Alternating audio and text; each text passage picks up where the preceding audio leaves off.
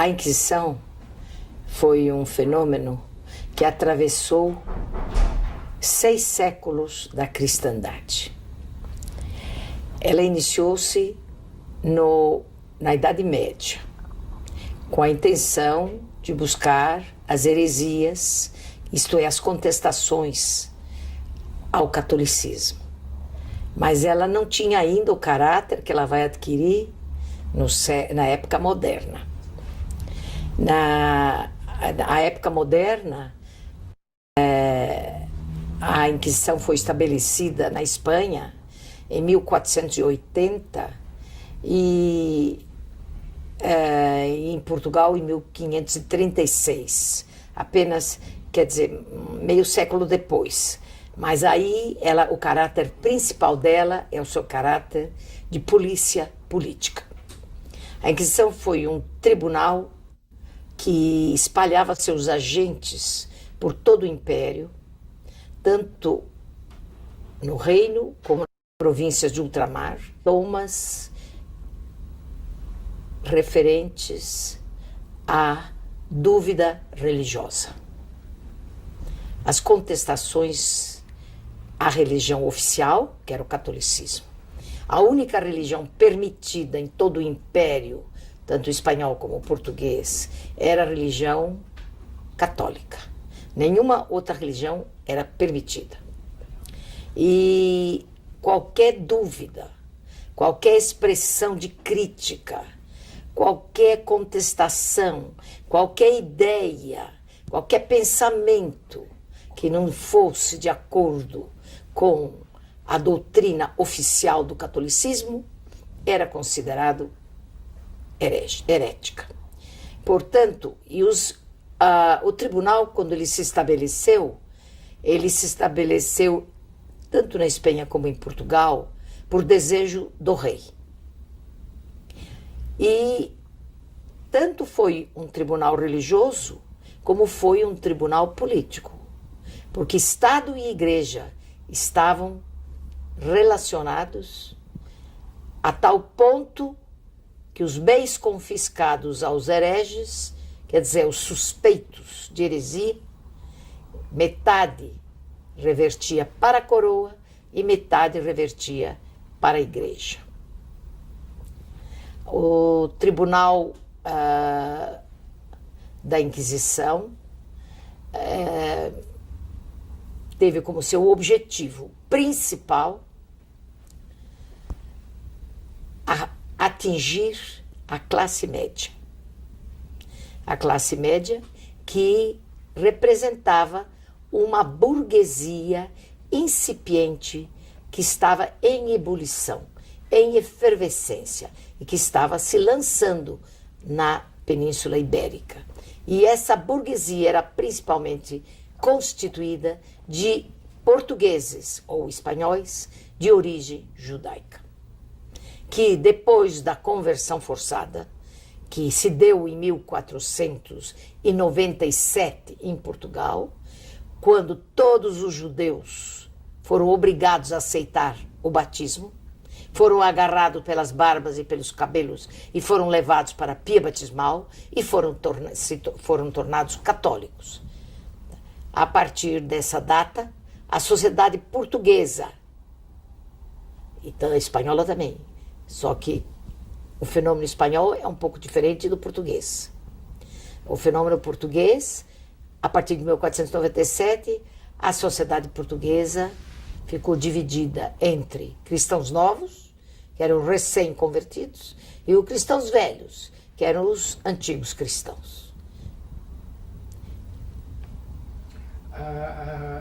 Além dos judeus, outros também foram levados a maioria dos perseguidos em Portugal dos perseguidos, dos denunciados, dos prisioneiros, foram os portugueses de origem judaica, conhecidos como cristãos novos e acusados do crime de judaísmo. Agora, a Inquisição, no início, e a Inquisição foi estabelecida exclusivamente por causa da questão judaica.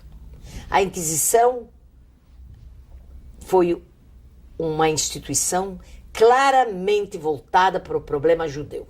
O que incomodava em Portugal eram os judeus. Havia também árabes, havia outras minorias, mas a maioria perseguida foi a classe média, a burguesia constituída de judeus. Agora, depois, posteriormente, não no início, porque o início, tanto no Édito de Expulsão da Espanha, como na ordem de Dom Manuel da conversão forçada, sempre o objetivo eram os judeus. Agora, posteriormente e gradativamente, outras heresias foram sendo introduzidas, relacionadas com a fé, com a religião, com a crença ou com o comportamento. Aí então foram incluídos, além do crime de judaísmo, outras heresias, como blasfêmias, proposições heréticas, bigamia, sodomia, homossexualismo. E a Inquisição passou a perseguir também esses comportamentos e esses outros crimes. Mas eles sempre constituíram uma minoria em Portugal e sempre constituíram um objetivo secundário da Inquisição. Porque a Inquisição estava preocupada com o confisco. A Inquisição foi um tribunal político e religioso com interesses econômicos. O que a coroa e o que a igreja estavam interessados é no maior quantidade de bens que ela podia confiscar a essa classe média. E a heresia a religiosa e a religião era um excelente pretexto. Então, dizer que qualquer um indivíduo podia acusar um outro, um rival por alguma razão qualquer podia acusar um outro, um parente podia acusar um outro parente, cartas suspeitas, cartas anônimas eram recebidas e aceitas como testemunho do crime, de modo que toda a população portuguesa se tornou vulnerável, porque ninguém sabia quem poderia ser denunciado amanhã. Mas a maioria, realmente, os maiores vítimas foram realmente os judeus. Bom, os judeus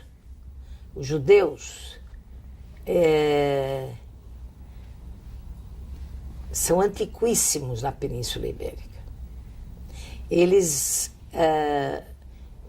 As notícias que nós temos sobre a presença dos judeus na Espanha e Portugal são muito antigas, remontam, às vezes até antes de Cristo.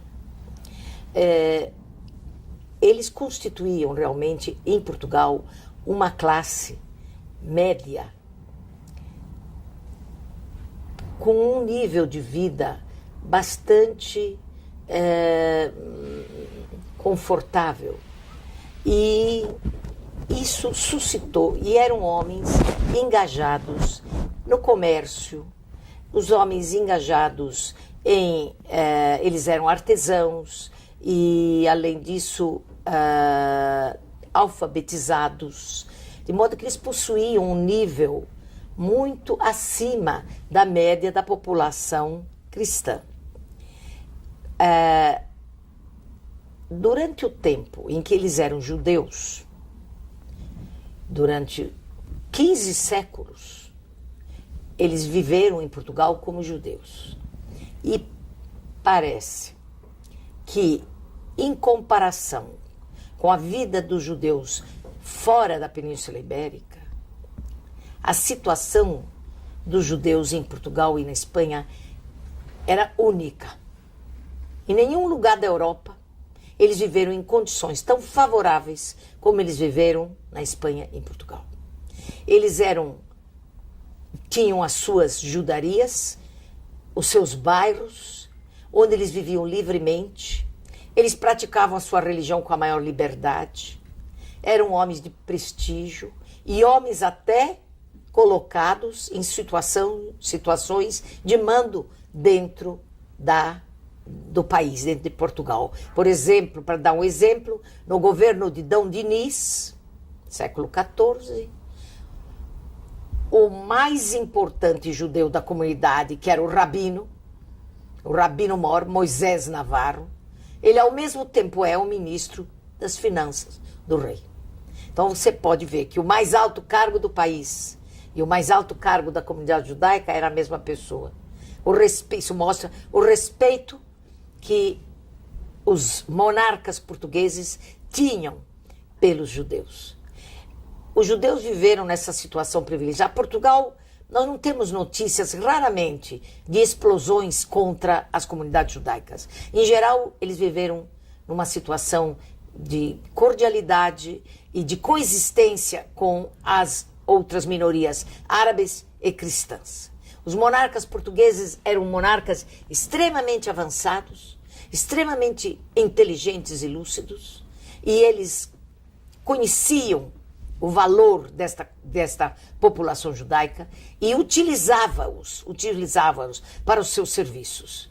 Então nós temos eruditos, temos pessoas de prestígio, temos até, quando foi constituída a monarquia portuguesa e Afonso Henriques conquistou Santarém, nós temos o homem que o ajudou na conquista e que depois teve o privilégio de utilizar o título de Dom, é Dom Yahia ibn Yahia. Ele ajudou o rei Afonso Henriques a conquistar Santarém, que foi quando se deu a separação de Portugal da Espanha. Até o fim do século XV, os judeus tiveram essa situação privilegiada em Portugal. Apesar de, nas reuniões das cortes, constantemente o terceiro Estado apresentava queixas.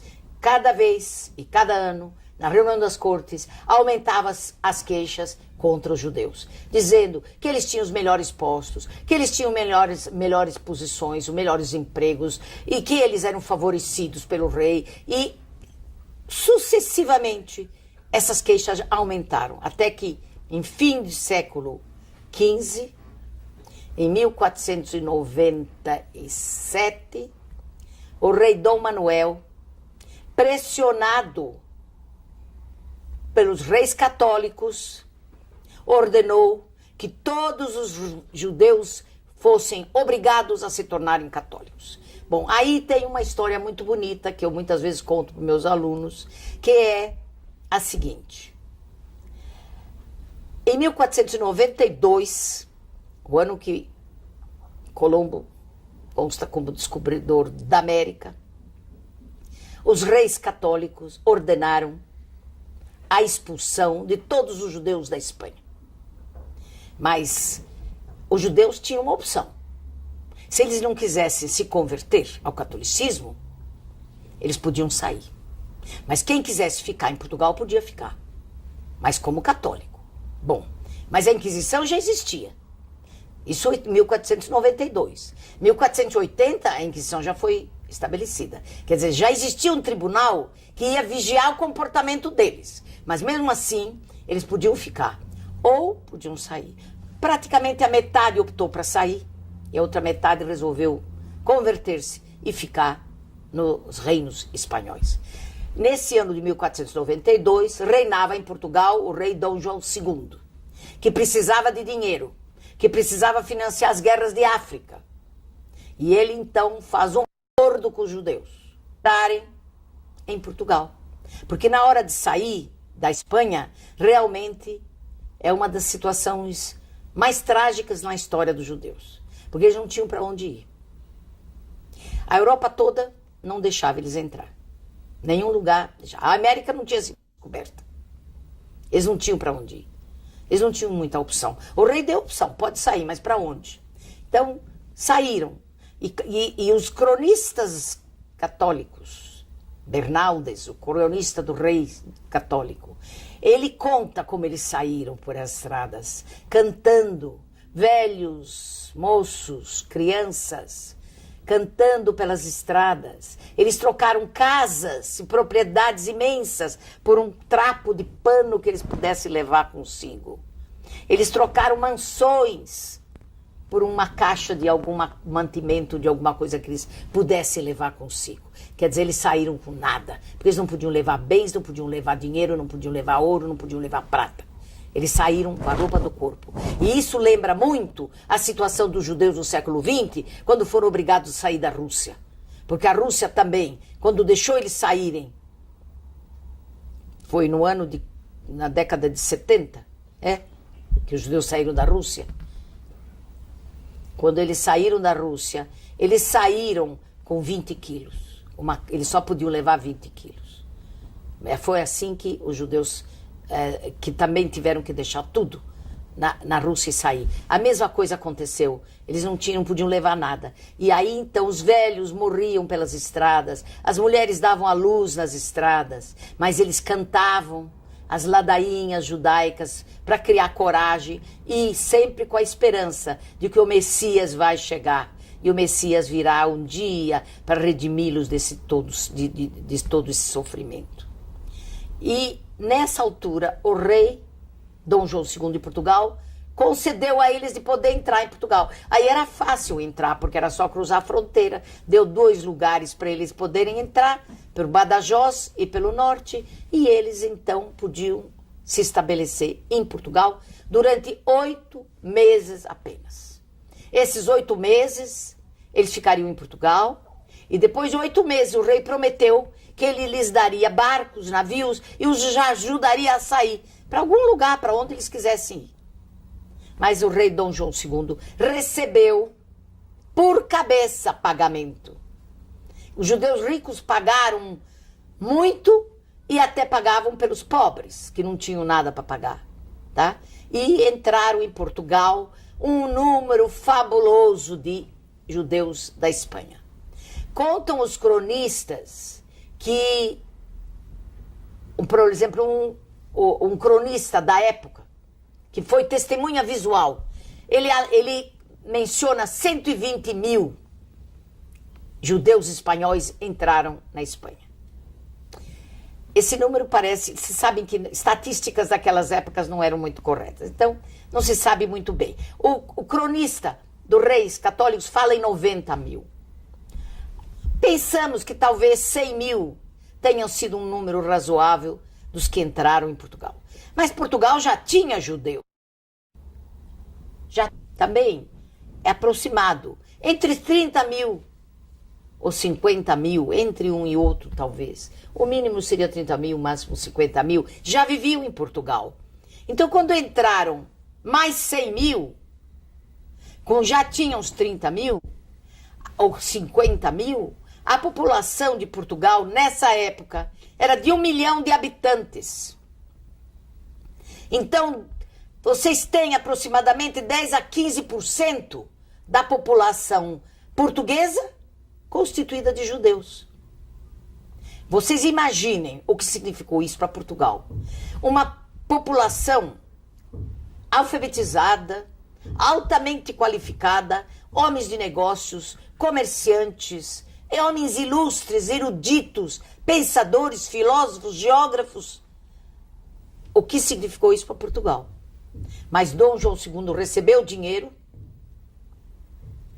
e deixou eles ficar 8 meses. E depois de 8 meses não cumpriu a sua promessa, não deu os navios prometidos e não deixou eles sair. Os mais pobres ele vendeu como escravos. E os judeus ficaram morando em tendas. Porque vocês imaginam que não haveria casas para essa quantidade de gente que tinha imigrado. Então, eles constituíram tendas nas fronteiras e ficaram morando nessas tendas, que até hoje se chama o Vale das Cabanas. Eles armaram as cabanas. E aí eles ficaram em Portugal. Os que tinham meios e conseguiram fugir, fugiram. Havia um grupo de pessoas que conseguiram fugir. Os que não conseguiram ou foram vendidos como escravos, os mais ricos conseguiram se estabelecer e lá ficaram em Portugal. Mas Dom João II tinha um filho que se chamava Afonso. E os reis católicos, rei Afonso, foi negociado o casamento com a filha dos reis católicos. Vocês sabem das alianças que fazia-se nessa época de um estado com o outro. Então, o rei católicos, a filha dele chamava-se Isabel. E ela, então, foi destinada a casar-se com o filho de Dom João II, o príncipe Afonso. Foram feitos todos os arranjos e o rei Dom João II pediu ao duque de Beja, futuro rei Dom Manuel, mas naquele tempo ele era duque de Beja, a ir às portas de Lisboa receber a princesa para casar-se com o príncipe Afonso. E quem foi receber a princesa, o duque de Beja, se apaixonou por ela. Aí tem um lindo romance, porque ele naturalmente recebeu-a e entregou-a ao príncipe, e as bodas levaram 3 dias. Foram festas e festas intermináveis, dias e noites. Gastaram-se fortunas do dinheiro que tinha entrado dos judeus para fazer esses casamentos. O rei Dom João II usou esse dinheiro e depois de 2 anos, o príncipe Afonso cai do cavalo e morre. E morre Dom João II, o rei. A princesa volta para Portugal e sobe ao trono. Quem? O Duque de Beja, com o título de Dom Manuel I, que é o venturoso rei da descoberta do Brasil. Então ele sobe ao trono, e quando ele sobe ao trono, a velha paixão que ele tinha pela princesa, que foi embora, voltou naturalmente a perturbá-lo. E ele pede que quer casar com ela. Aí é que se dá um golpe político dos reis católicos. Fernando impõe uma condição. Ele dá a mão da filha para o rei Dom Manuel, mas com uma condição: que expulse todos os judeus de Portugal. Por que Dom Fernando fez isso? Porque ele tinha percebido o desastre que significava para ele enriquecer o país vizinho com uma população tão talentosa e tão dinâmica como era essa comunidade judaica. Fernando percebeu isso. Depois de ele expulsá-los, ele percebeu. E aí você sabe que Portugal e Espanha sempre foram rivais. Então, ele percebendo isso, ele impôs, muito bem, mas que expulse os judeus. Dom Manuel assina a cláusula de casamento no dia 5 de dezembro de 1496, que ele vai expulsar todos os infiéis, árabes e judeus, de Portugal, para casar com a princesa. Mas depois de ter, ele dá um certo número de meses para eles se prepararem para ir embora. Agora, Dom Manuel estava iludido, que a maioria iria querer ficar. Primeiro, não tinha para onde ir. Segundo, como é que eles iam? Eles estavam lá já estabelecidos, lá em Portugal, com a língua já, conheciam um idioma, não é? E ele estava iludido que eles não iriam sair, que eles iriam aceitar o batismo e iam ficar. Então ele impôs que eles se batizassem. Mas ele se assustou quando ele viu milhares de judeus nos portos de Lisboa querendo sair, querendo ir embora e não querendo se batizar. Aí então Dom Manuel impôs a sua política de força e determinou: não pode mais sair. Ninguém sai mais. Está fechado todos os portos. São obrigados, não tem opção, a se converter, a se tornar católicos. E aí eles foram agarrados pelas barbas, os velhos, pelas cabeças, pelos cabelos, levados para a pia batismal e foram batizados à força. Vocês sabem que os judeus religiosos, isso seria a mesma coisa que uma idolatria. Que para os judeus, que não podem adorar imagem nenhuma, o catolicismo daquela época era idolatria, porque tinha tantos santos, de pedra, de madeira, de tantos santos, e as pessoas adoravam aquelas imagens. Isso para o judeu era idolatria, porque para o judaísmo, Deus não pode ser nem pronunciado. Deus só pode ser sentido, porque no momento que você pronuncia a palavra Deus com os lábios, você já o materializou. Deus só pode ser sentido. E ele é de tal maneira abstrato que ele não há imagem nenhuma que se pode ter dele. Então havia uma diferença muito grande entre o catolicismo e o judaísmo. Então vocês imaginem que os judeus religiosos, o que significava receber essa água do batismo. Porque para o judaísmo, você sempre deve viver. O supremo valor é a vida. Mas existe uma condição. Você deve só morrer se você for obrigado a ser idólatra. Porque isso é o que mantém o monoteísmo. O monoteísmo. Mas sempre, sempre você deve procurar viver. Porque o supremo valor para o judaísmo é a vida. Então, vocês, no momento de aceitar o batismo, para o judeu religioso isso era uma idolatria. E eles então, nós sabemos notícias de rabinos, de pais que afogavam, jogavam seus filhos no mar. Temos a história de um pai que afogou os 4 filhos embaixo daquele Tales, que é o cálice sagrado que os judeus rezam. Sufocou os 4 filhos para que não aceitassem o batismo. Muitos jogavam-se no mar, se mataram. Os cronistas descrevem. Está tudo escrito nas crônicas. As cenas terríveis que se passaram então. E os judeus então passaram todos a se tornar católicos. Se tornaram católicos. Todos. Não tinha mais judeu em Portugal.